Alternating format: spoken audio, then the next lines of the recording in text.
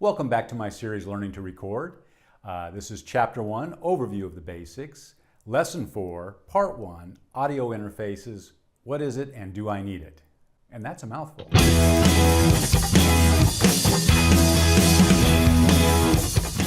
Welcome to Sam's Music Room. I'm Sam.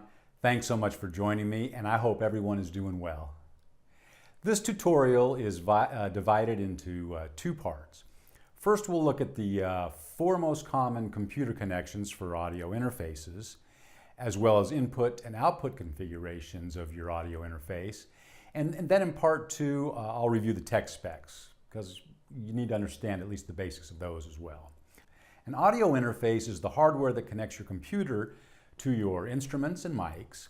It's responsible for analog to digital conversion and back again, sample rate, bit depth, buffer size, input and output assignments, and your volume control for your DAW. It plays a big part in this recording process.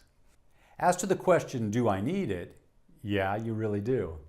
It's important to listen to your recordings on stereo monitors, because even inexpensive audio interfaces and monitors are better than your computer sound card and your computer speakers. And your headphones certainly have their place, but not as the only way to monitor your recordings. And you, of course, need inputs for your instruments and microphones. In some cases, you might need multiple inputs.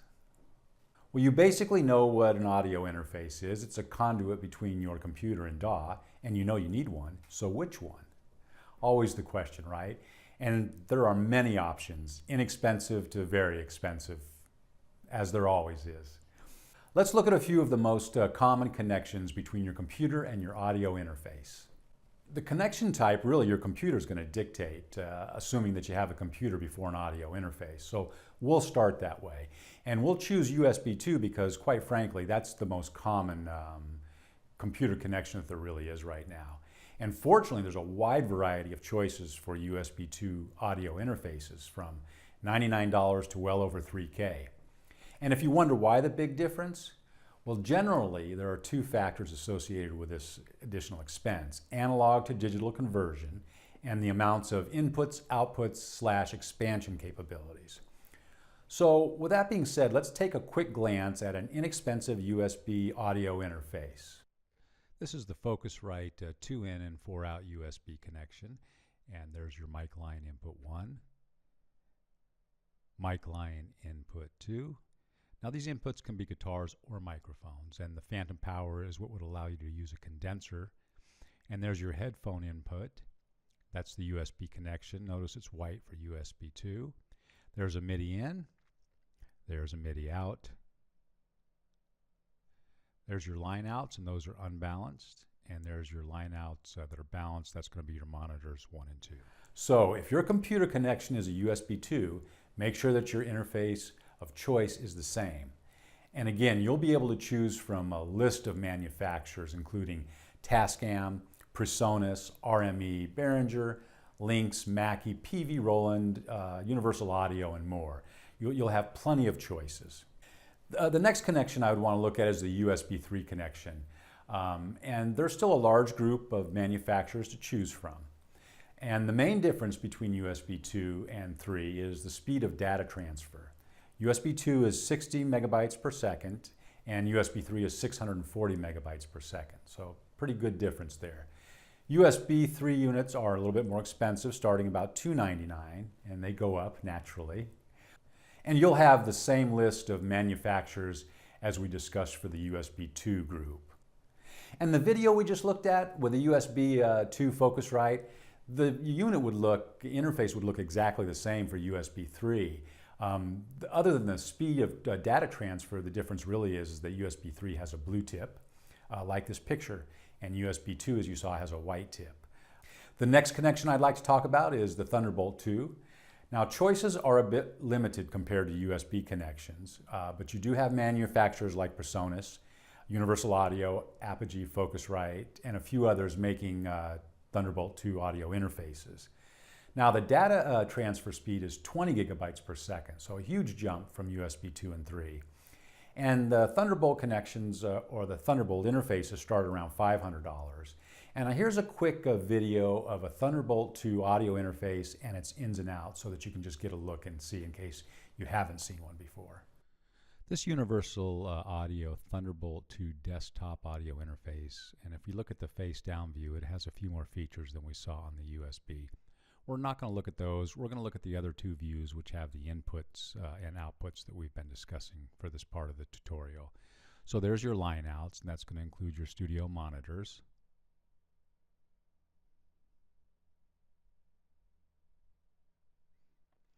Optical input, that's to expand the inputs and outputs.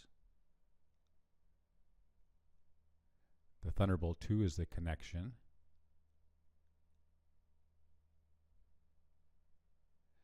There's your mic line 1 and 2, and that's for microphones or line inputs.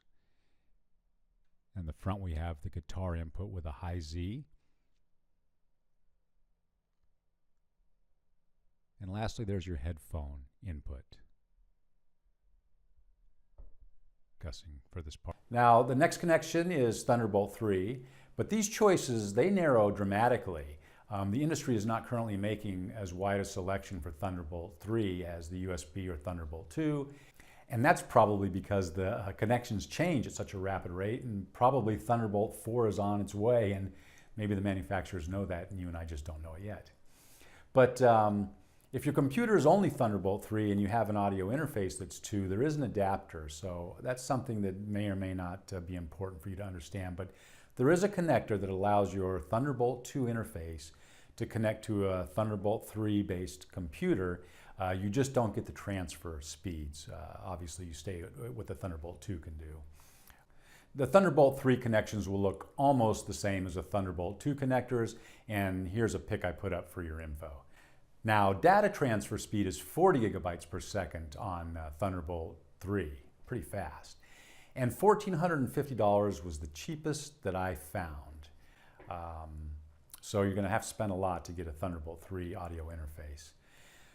Now that brings us to the last standard or common audio interface connection, and that's the PCIe card.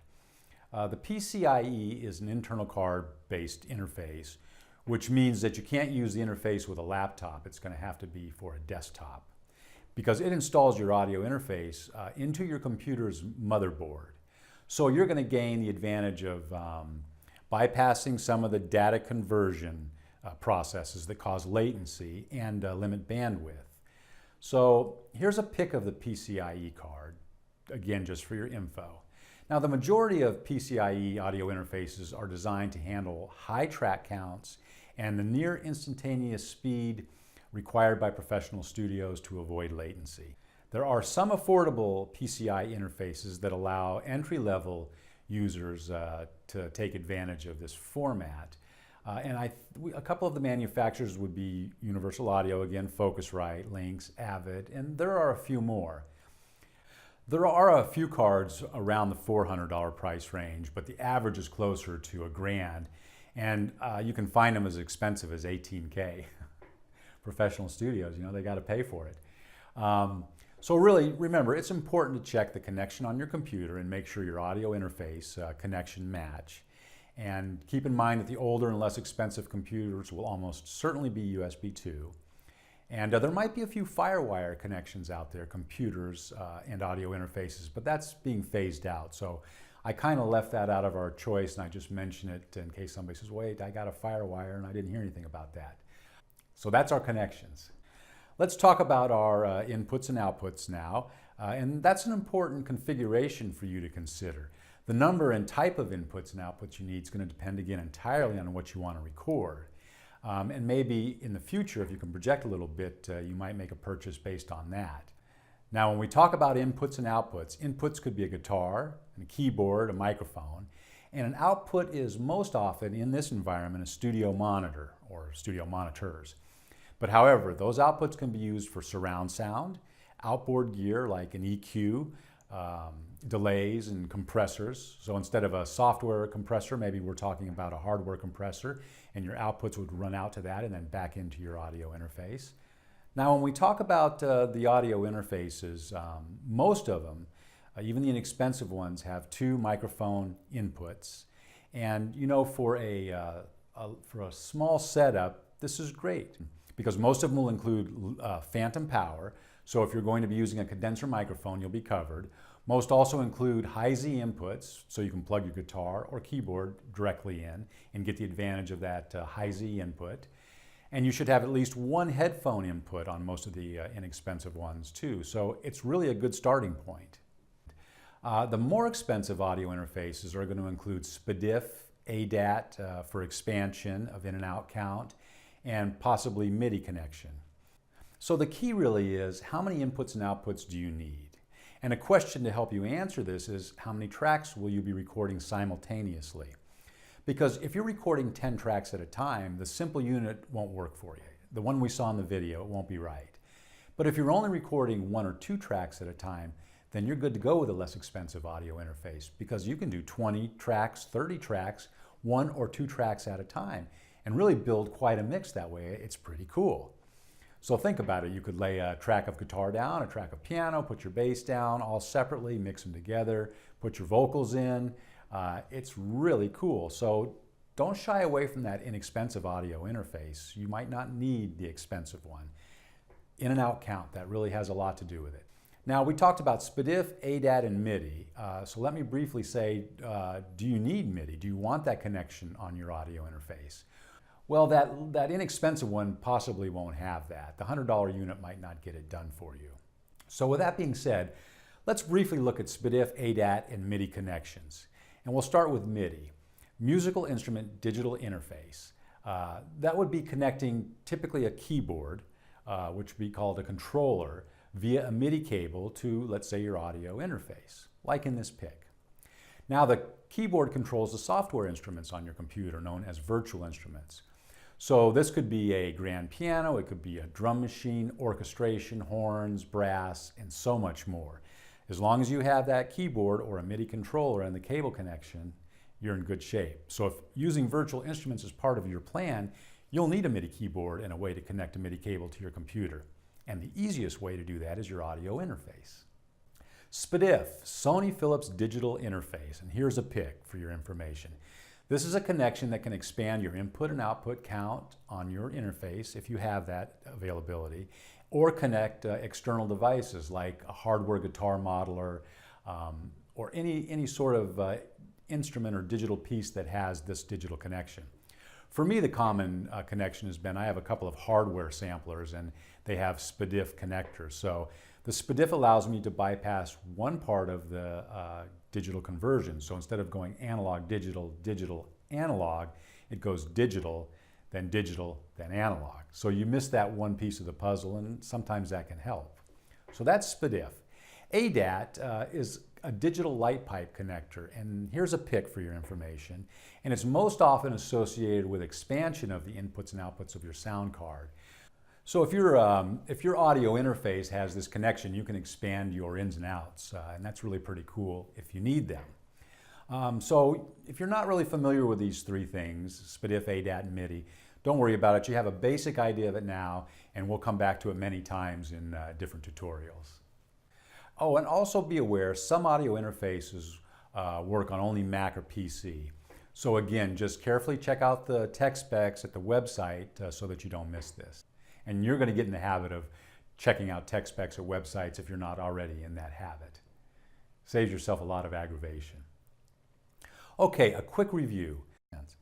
Make sure that your computer connection and your audio interface connection match.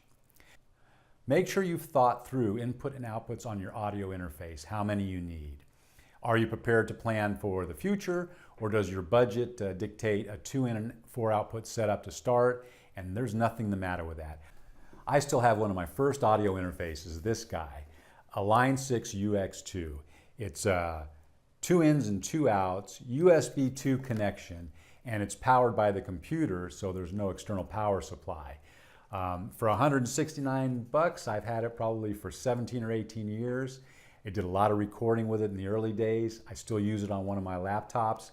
It's just an indication that there's nothing the matter with starting with this small setup. It'll work fine for you for years.